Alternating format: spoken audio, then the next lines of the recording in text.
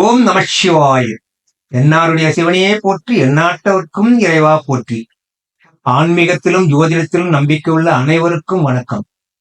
இந்த பதிவில் நாம கூறப்படுவது என்னென்றால், ஆடி மாதத்தில் மேஷராசிக்கு என்ன பலன் என்று சிலவற்றை பார்ப்போம். 12 ராசிகளுக்கு முதன்மையான ராசி மேஷராசிங்க. இதன் அதிபதி செவ்வாய். அதே போன்று 27 நட்சத்திரத்தில் முதல் நட்சத்திரம் அஸ்வினி. இந்த அஸ்வினி நட்சத்திரம் கேது பகவானின் சாரம் பெற்றது. இதனுடைய தன்மை அதிவேக ஆற்றல், உண்மை, உழைப்பு, தன்னம்பிக்கை, ஞானத்திற்கே சிறந்த இப்படிப்பட்ட கேதுவின் தோற்றம். கேதுவின் தோஷம் போக்கிட வேண்டும், பிள்ளையார் பட்டிக்கு வாருங்கள் என்று சொல்வது போல பிரபஞ்சங்களில் முதன்மையான தெய்வம் என்று சொல்ல போனால் அது விநாயகர் தான். கேதுவை போன்று கடுப்பார் இல்லை என்றும் சில பழமொழிகள் உண்டு. இந்த ஆடி மாதத்தில் அஸ்வினி 4 பாதங்களும், பரணி 4 பாதங்களும், கிருத்திகை 1ஆம் பாதங்களும் சேர்ந்ததுதான் மேஷராசி. இந்த மேஷராசிக்கு உள்ள நட்சத்திரங்கள், அதில் அஸ்வினியில் பிறந்தவர்கள் மிகவும் கெட்டிக்காரர் தன்மையுடனும் குடும்ப பொறுப்புகளை ஏற்று நல்ல வழியில் செயல்படுவார்கள். இவர்களை எதிரிகள் தாக்கினாலும், வீண்பழிகள் போட்டாலும் சுவற்றில் இருந்த பந்து போன்று அந்த எதிரிகளையே தாக்கும். எதிரியை தாக்கும் தன்மை உடையவர்கள் அஸ்வினியில் பிறந்தவர்கள். யாரையும் எதிரியாக நினைக்க மாட்டார்கள். பிறரிடம் பொறுமையாகவும் தன்மையாகவும் சிந்தித்து செயல்படும் வகையில் பெருந்தன்மையாகவும் நடந்து கொள்வார்கள். இவர்கள் தேவகணமாக இருப்பதால் தேவர்களுக்கு சமமாக பேசுவார்கள். விட்டு கொடுக்கும் தன்மை உண்டு. பெரும்பாலும் அஸ்வினியில் பிறந்தவர்கள் திருமண தடைகள் ஏற்பட்டாலும் திருமண வாழ்க்கையில் அதிக நாட்டம் இல்லாமல் துறவி போன்றும் ஞானி போன்றும் பேசுவார்கள். பெரும்பாலும் ஆசான், ஆசிரியர், குருகுலம் நடத்தும் குருவை போன்று இருப்பார்கள்.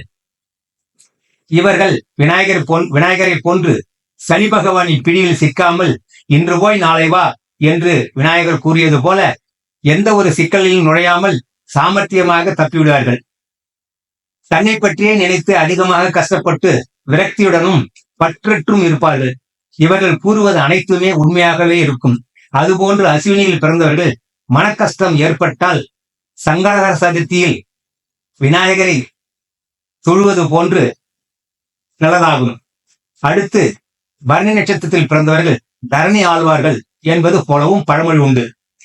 நட்சத்திர அதிபதி சுக்கிரன் கஷ்டங்களை கொடுத்தாலும், மன வேதனைகளை கொடுத்தாலும் பாதி அளவிற்கு சுகத்தையாவது கொடுப்பார். மேஷராசியில் 3வது நட்சத்திரமான கிருத்திகையில் பிறந்தவர்கள், கிருத்திகை 1ஆம் பாதத்தில் பிறந்தவர்கள் சூரியனின் சாரம் பெற்றதால் சுட்டெரிக்கும் சூரியன் போல அவர்கள் வாழ்க்கையில் கஷ்டங்களை அனுபவித்திருப்பார்கள். இதற்கெல்லாம் இந்த மேஷராசியில் நடந்தது என்னவென்றால், 2022-23ஆம் ஆண்டு ஏப்ரல் மாதம் முதல் குரு பகவான் எல்லோருக்கும் குரு பார்க்க கூடி நன்மை என்று கூறுவது போல குரு பார்க்கவில்லை என்றாலும் அந்த அளவுக்கு எந்த ஒரு ராசிக்குமே நல்லது நடக்கப் போவதில்லை. அந்த குரு பகவான் 2022-23 மீன ராசியில் சஞ்சரித்ததால், ராசிக்கு 12 விரயத்தில் சஞ்சரித்ததால் மிகவும் கஷ்டங்களை பட்டு, வேதனைகளை பட்டு, விரய செலவுகளை செய்து வீண் அலைச்சல்களுக்கு உண்டாகியிருப்பார்கள். அதன் பிறகு குரு பகவானாகிய குரு 2023-24 ஏப்ரல் வரை ஜென்மத்தில் அமர்ந்து ஜென்மராமர் வனத்திலே சீதையை சிறை வைத்ததால், அதுபோல மனம் கலங்கி 2 ஆண்டுகளாக கஷ்டப்பட்டு கட்டிட வேலைகளில் பாதியிலே நின்றிருக்க, வேலை இல்லாமல் படித்த பிள்ளைகள் திண்டாடி இருக்க, வேலையில் இருந்தவர்கள் வேறு வேலைக்கு விட்டு விலக, திருமண தடைகள் ஏற்பட்டு திருமணம் நிற்க, இதுபோல பலவித அவதிகளையும் சந்தித்து இந்த வருஷம் குரோதி வருஷம் சித்திரை மாதம் 18ஆம் தேதி மேஷராசியிலிருந்து, அதாவது ஜென்மத்திலிருந்து குரு பகவான் ரிஷபராசிக்கு பெயர்ச்சியாகி, இந்த நேரங்களில் சித்திரைக்கு பிறகு இந்த நேரங்களில் மேஷராசிக்கு நற்பலன்களை கொடுத்து வருகிறார். அதாவது என்னென்ன கஷ்டங்களை கொடுத்திருந்தாரோ அத்தனை கஷ்டங்களும் விலகி அவர்களுக்கு மனதில் சந்தோஷமான திருப்பங்களை, நினைத்த காரியங்கள் நடக்கவும் செயல்படுகிறது. அடுத்து இந்த ஆடி மாதத்தில் கிரக நிலைகளை பற்றி பார்ப்போம். பொதுவாக எல்லா ராசிக்குமே குரு பார்க்க கோடி நன்மை என்று கூறுவது குரு பகவான் தனபகவான், தனக்காரகன், பாக்கியக்காரகன், பணக்காரகன் ஆகிய உங்களுக்கு ராசிக்கு 2ஆம் இடத்தில் பயிற்சியானதால் குடும்பம், கல்வி, தனம், தானியம், வாக்கு, வீடு, வண்டி, வாகனம், குடும்பத்தில் செல்வ செழிப்பு இவைகள் அனைத்தையும் முன்னோக்கி வைப்பார். இருந்த தொழில் வளர்ச்சியும் அடையும். திருமணம் கூடி வரும். 2ஆம் இடத்தில் 12ஆம் அதிபதி மற்றும் ராசி அதிபதி இரண்டும் கூடி 2ஆம் இடத்தில் அமர்ந்ததால் தனலாபம், படிப்பு அனைத்தையும் கொடுப்பார்கள். மண்மன யோகங்களும் உண்டு.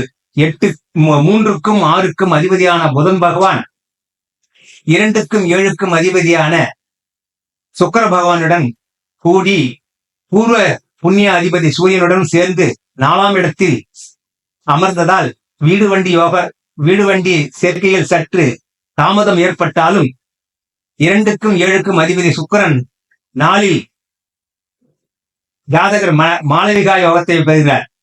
4இல் சூரியன் நின்றதால் தாய்க்கு சில உஷ்ண ரோகங்களும் கொடுத்து சரி செய்து விடுவார். பூர்வ புண்ணியாதிபதி ஆகிய சூரியன் 3க்கும் 6க்கும் உள்ள புதன் பகவான் கருத்து வேறுபாடுகளை மறைத்து நன்மையை கொடுப்பார்.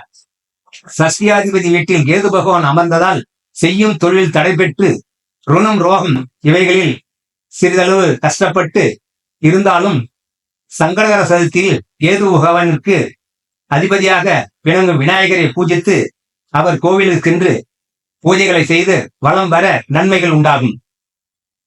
7ஆம் அதிபதி சப்தமாதிபதி 4இல் சுக்கிரன், புதன், சூரியன் சேர்க்கை ஏற்பட்டதால் களத்திரத்தில் சில தொல்லைகள் ஏற்பட்டாலும் குரு பகவானும் செவ்வாயும் கூடி அவரது சொந்த வீடான ரிஷபத்தில் அமர்ந்ததால் நன்மையே கொடுப்பார். அஷ்டமாதிபதி வீட்டை 12க்கும் ராசிக்கும் அதிபதியான குருவும் செவ்வாயும் 7ஆம் பார்வையாக அஷ்டமத்தை நோக்குவதால் குருமங்கள யோகத்தை கொடுத்து ஆயுளையும் மாங்கல்யத்தையும் பாக்கியங்களையும் கொடுப்பார். பாக்கியாதிபதி குரு பகவான் தந்தை வழி சொத்துக்களை சீராக்குவார். செவ்வாயுடன் கூடியிருப்பதால் கிடைக்க வைப்பார். அடுத்து 10க்கும் 11க்கும் அதிபதியான சனி பகவான் ராசிக்கு 11இல் இருப்பதால் தற்போது தொழில் வளர்ச்சியும் நல்ல லாபத்தையும் தரப்போகிறார். 11ஆம் இடத்தில் சனி நிற்க அவர் வக்கம் பெற்றதாலும் குடும்பத்தில் மூல திரிகோணங்களில் ஆட்சி பெற்றதாலும் தொழிலில் லாபம், காரிய சித்தி, வேலையாட்களின் மூலம் தொழில் வளர்ச்சி, முன்னேற்றம், மூத்த சகோதரர்களின் ஒத்துழைப்பு, பெற்றோர்களின் மூலம் லாபம் கொடுப்பது இவைகள் நிச்சயம் நடந்தே தீரும். மேஷராசிக்காரர்களாகிய உங்களுக்கு இந்த ஆடி மாதத்தில் நல்ல முன்னேற்றங்களையும் வாழ்வாங்கு வாழ்வைக்கும் என்பதை உங்களுக்கு எடுத்துக் கூறுகிறேன். மற்றும் இந்த நேரத்தில் கடன் நீங்கள் பட்டிருந்தாலும், கடன் நீங்கள் கொடுத்திருந்தாலும், கடன் கேட்டிருந்தாலும் இவைகள் அனைத்துமே உங்களுக்கு நல்ல முன்னேற்றத்தை கொடுத்து தடைகள் எல்லாம் விலகி முன்னேற்றத்தை கொடுக்கும். கடன் நீங்கள் கொடுத்திருந்தால் அந்த கடன் உங்களுக்கு வீடு தேடி வரும். தொழிலின் மேல் கடன் கேட்டிருந்தாலும் அந்த கடன்கள் உங்களுக்கு தடையின்றி கிடைக்கும். நன்றி, வணக்கம்.